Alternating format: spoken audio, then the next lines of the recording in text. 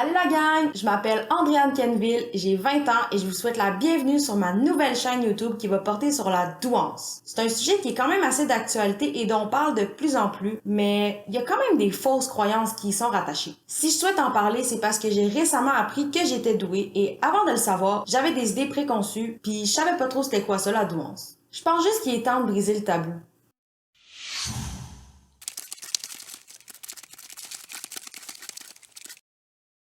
Fait que c'est quoi la douance? La douance, c'est aussi appelé le haut potentiel intellectuel. Malheureusement, il n'y a pas de consensus scientifique quant à la définition exacte de qu'est-ce que c'est la douance. Puis ça, c'est vraiment problématique. Je m'explique. C'est pas les mêmes critères partout dans le monde. Ce qui fait que c'est vraiment difficile de déterminer un pourcentage de la population mondiale qui serait douée. Ça rend difficile l'estimation des coûts et des ressources nécessaires pour répondre aux besoins des personnes douées. Mais là, la douance, c'est juste une question d'intelligence, là? Non, vraiment pas. Dans le fond, là, ce qu'on sait de la douance, c'est que c'est un processus développemental qui est différent. Donc, c'est un développement cognitif qui est plus rapide que la moyenne. Il y a des raisons biologiques derrière tout ça. Dans le fond, la gaine de myéline des neurones des personnes douées serait plus épaisse, qui ferait en sorte que l'information se transmettrait beaucoup plus rapidement chez les personnes douées. À ça sont associées des aptitudes, dont l'intelligence, qui serait plus élevée que la moyenne. Donc, la douance, c'est pas qu'une question d'intelligence, bien que l'intelligence en fasse partie. Vu que c'est un développement qui est différent, ça vient avec des comportements,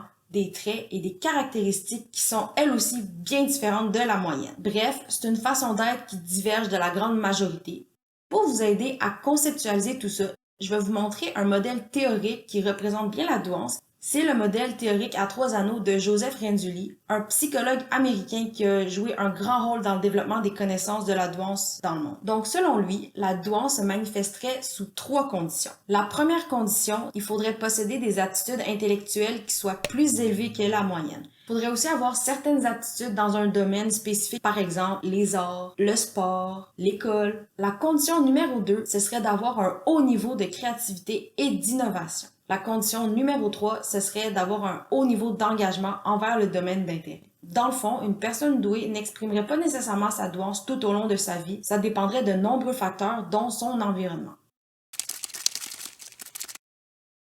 Il y a plusieurs comportements doués qui reviennent chez les doués en général. Par contre, chaque doué est différent. Je vais vous nommer des comportements qui sont plus communs puis qu'on retrouve quand même assez souvent chez les doués, mais ça veut pas dire que si t'as pas ce comportement-là, t'es pas doué. Puis ça veut pas dire que une personne douée va nécessairement avoir ce comportement-là.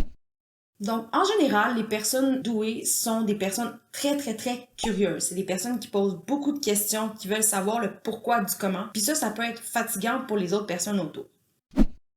Donc, c'est des personnes qui sont généralement autodidactes, puis qui vont faire des recherches sur les sujets qui les intéressent pour assouvir leur soif de connaissances.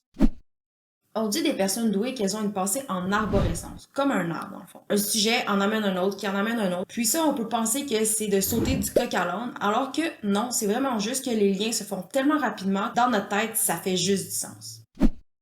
C'est des personnes qui peuvent avoir des intérêts très intenses sur une courte période de temps. Puis on pourrait penser que c'est obsessionnel même. Ça revient tout le temps. On nous dit qu'on est intense. Moi, je me suis fait répéter tellement de fois que j'étais intense.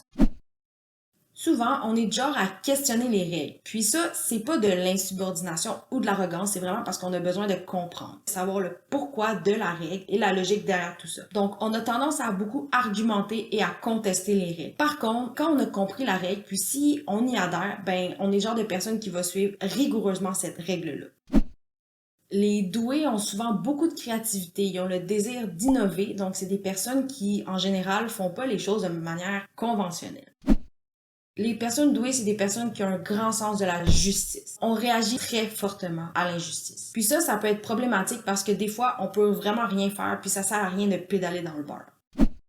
Il y a quand même beaucoup de doués qui ont des hypersensibilités. Ça peut être une hypersensibilité émotionnelle. Donc, on ressent les émotions des autres et plus particulièrement nos émotions, mais de façon amplifiée. Il y a aussi des hypersensibilités sensorielles. Ça peut être au niveau de l'ouïe, de la vue, le toucher. Donc, ça va vraiment dépendre d'une personne à l'autre. Fait que ça donnait quand même une bonne idée des principales caractéristiques qui reviennent souvent chez les personnes douées. Là, il y a une chose que j'aimerais dire, c'est que la douance, c'est pas un diagnostic. Parce qu'un diagnostic, ça sous-entend que c'est un trouble. Et la douance, c'est pas un trouble. Donc, on parle plus d'une confirmation de douance. Pour savoir si on est doué, il faut aller faire une évaluation neuropsychologique avec un neuropsychologue ou un psychologue qui est formé. Donc, l'évaluation neuropsychologique, elle comporte 2 volets. Le premier volet, c'est l'entrevue clinique avec la personne qui nous évalue. Le deuxième volet, c'est les tests psychométriques, donc les fameux tests de QI. L'entrevue clinique est super importante, puis des fois même que l'entrevue est beaucoup plus importante que les résultats du test. Donc c'est pas parce qu'une personne ne va pas scorer assez selon les standards qu'il ou elle n'est pas douée. Ça va vraiment dépendre de ce que l'évaluateur note chez la personne. Fait que si je comprends bien ce que tu as dit, être doué, c'est-tu comme être bolé puis être comme Einstein? Oh que non!